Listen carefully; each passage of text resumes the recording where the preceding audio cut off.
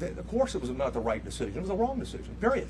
Police in Texas on Friday admitted law enforcement's response in Uvalde fell disastrously short.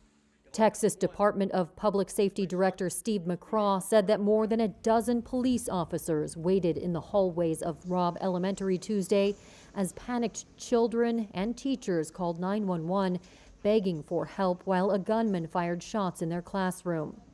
19 children would die, along with 2 teachers.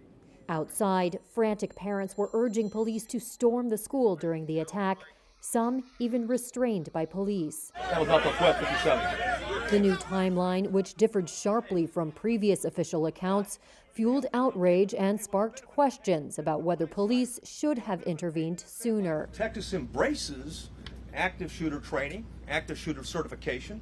Every officer lines up, stacks up, goes and finds where those rounds are being fired at and keeps shooting until the subject is dead, period.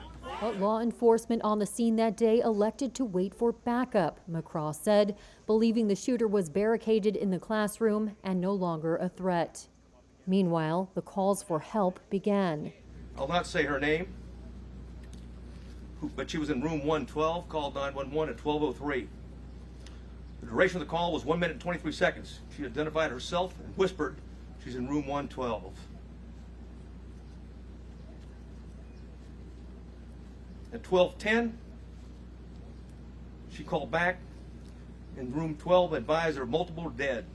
The unidentified caller tried again, calling at 12:13 and 12:16, saying 8 or 9 students were still alive. More calls followed, some from students, at 12:19 and 12:21, when 3 shots could be heard in the background.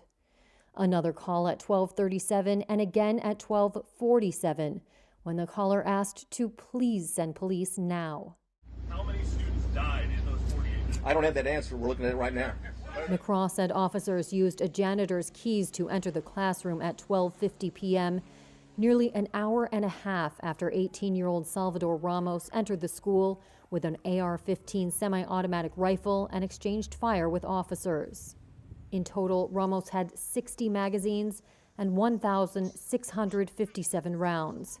He killed 21 people. McCraw said no police officers were seriously injured.